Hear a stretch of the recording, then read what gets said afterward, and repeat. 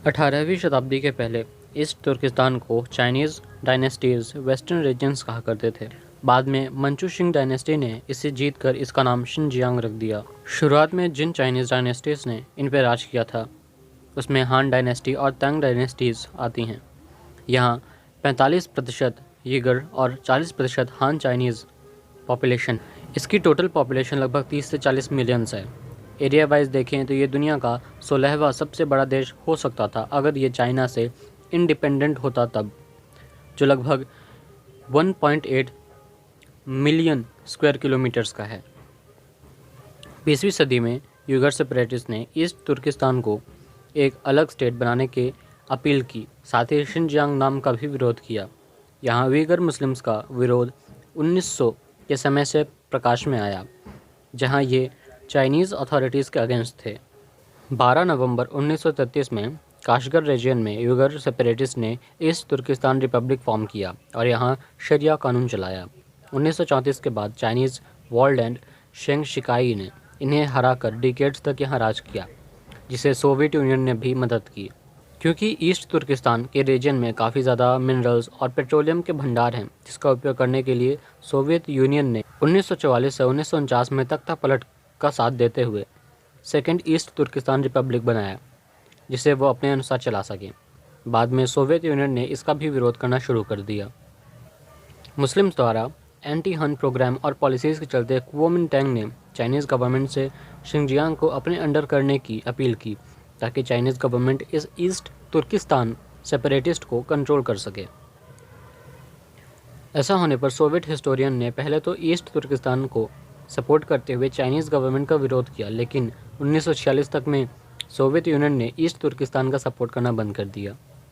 1955 में जब East Turkistan पूरी तरह से चाइना के अंडर में था, तब चाइनीज़ कम्युनिस्ट पार्टी के चेयरमैन माओ जेडोंग ने शिनजियांग यानी ईस्ट तुर्किस्तान को यूगर ऑटोनोमस रीजन घोषित किया। साथ ही वहाँ के लोगों को अपने अनुसार चलाना शुरू कर दिया, जिससे इन मुस्लिम्स की लोकल आइडेंटिटी खतरे में आ गई।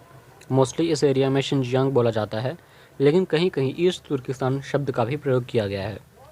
एक्सपर्ट हिस्टोरियंस ईस्ट तुर्किस्तान को पूरी तरह से सेंट्रल एशिया के पार्ट को बताते हैं, साथ ही इनके रिच एंशिएंट कल्चर के बारे में भी बताते हैं। इस दौरान ईस्ट तुर्किस्तान में लगभग शांति का माहौल बना रहा, लेकिन 1990 के समय इस्लामिस्ट और पैन टर्किज्म के उदय के साथ यहाँ पॉलिटिकल वायलेंस शुरू होने लगा और यह 1990 से 2001 तक चला। 9/11 अटैक यानी सितंबर 11 अटैक के बाद चाइना ने शिनजियांग वायलेंस और ईस्ट तुर्किस्तान टेररिज्म के खिलाफ इंटरनेशनल लेवल पर मदद मांगी। 2004 में East Turkistan government in exile को वाशिंगटन डीसी में एस्टेब्लिश किया गया, जो ईस्ट तुर्किस्तान के इंडिपेंडेंस के लिए काम करती थी। इसके बाद 2019 में वाइट पेपर पब्लिश किया गया, जिसमें साफ साफ लिखा था कि ईस्ट तुर्किस्तान जैसा कोई भी देश या स्टेट एग्जिस्ट नहीं करता, और अगर करता भी है तो शिनजियांग, जो कि पूरी तरह से चाइना का है।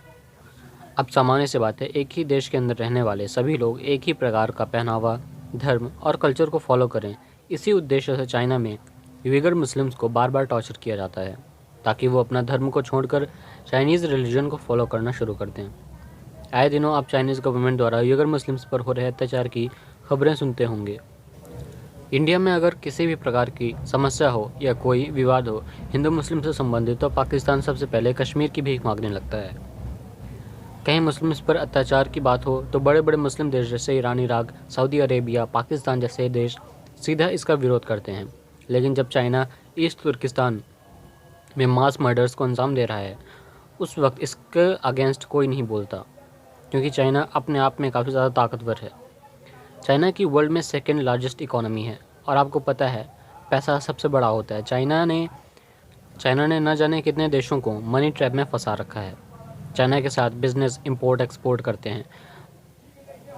अब अगर वो डायरेक्ट चाइना के खिलाफ आ गए तो उनकी खुद ही इकोनॉमी खतरे में पड़ जाएगी। चाइना को इससे कोई खास फर्क नहीं पड़ेगा।